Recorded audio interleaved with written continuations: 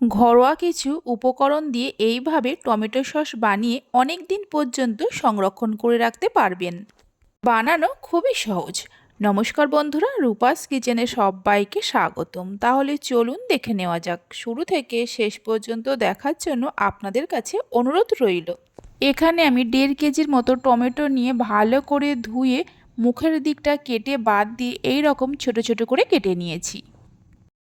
এবার এই টমেটোগুলো একটা প্রেসার কুকারের মধ্যে ঢেলে নেব। আমি প্রেসার কুকারের মধ্যে টমেটোগুলো সেদ্ধ করে নিচ্ছি, আপনারা চাইলে কড়াতেও সেদ্ধ করে নিতে পারেন। টমেটোগুলো প্রেসার কুকারের মধ্যে ঢেলে নেওয়ার পর অল্প করে জল দিয়ে দেব। 3 টুকরো আদা দিয়ে দেব, 4টে গোটা শুকনো লঙ্কা দিয়ে দেব। প্রেসার কুকারের ঢাকনা আটকে 3 থেকে 4টে সিটি দিয়ে সেদ্ধ করে নেব। এই সসটা আমি পেঁয়াজ রসুন ছাড়া বানাচ্ছি, আপনারা চাইলে পেঁয়াজ রসুন দিয়ে বানাতে পারেন। 4টে সিটি দিয়ে নামিয়ে রেখেছিলাম। প্রেসার কুকারটা ঠান্ডা হয়ে যাওয়ার পর সেদ্ধ করে নেওয়া এই টমেটোগুলো একটা পাত্রের মধ্যে ঢেলে নিয়ে ঠান্ডা করে নেব। কিছুক্ষণ ফ্যানের তলায় রেখে ঠান্ডা করে নিয়েছিলাম। এবার এই সেদ্ধ করে নেওয়া টমেটোগুলো একটা মিক্সির জারের মধ্যে অল্প অল্প করে দিয়ে ভালো করে পেস্ট করে নেব। ভালো করে পেস্ট করে নেওয়ার পর কড়ার ওপরে একটা ছাঁকনি রেখে তার মধ্যে এই পেস্টটা ঢেলে ছেঁকে নিতে হবে।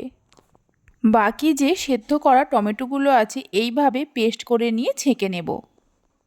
এইভাবে পেঁয়াজ রসুন ছাড়া একবার টমেটো সসের রেসিপিটা বানিয়ে দেখতে পারেন, এর স্বাদ খুবই ভালো হয়।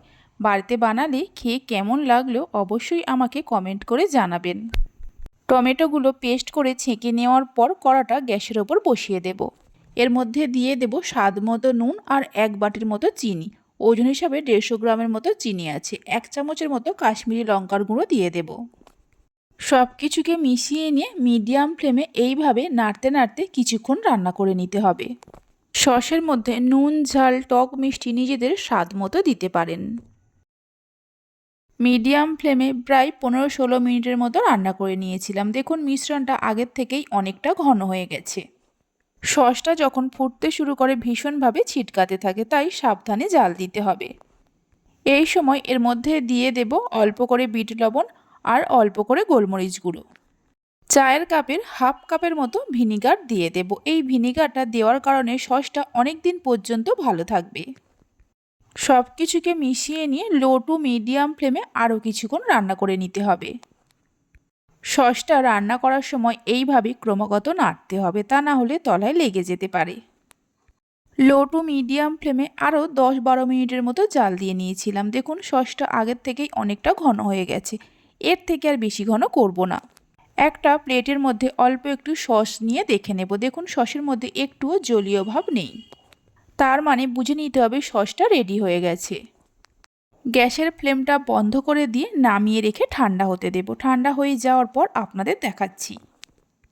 কিছুক্ষণ রেখে সসটাকে ঠান্ডা করে নিয়েছি। দেখুন সসটা কত সুন্দর হয়েছে। রেসিপি ভালো লেগে থাকলে অবশ্যই একটা লাইক করবেন, বন্ধুদের সঙ্গে শেয়ার করবেন। ভালো লাগলে চ্যানেলটি সাবস্ক্রাইব করে পাশে থাকা বেল আইকনটি প্রেস করবেন নতুন রেসিপির আপডেট পাওয়ার জন্য। সসটা পুরোপুরি ঠান্ডা হয়ে যাওয়ার পর একটা কাঁচের জারে ভরে ফ্রিজে রেখে অনেক দিন পর্যন্ত সংরক্ষণ করে রাখতে পারবেন। তাহলে চলুন ভিডিওটা আমি এখানেই শেষ করছি। আপনারা সবাই ভালো থাকবেন, সুস্থ থাকবেন। ধন্যবাদ।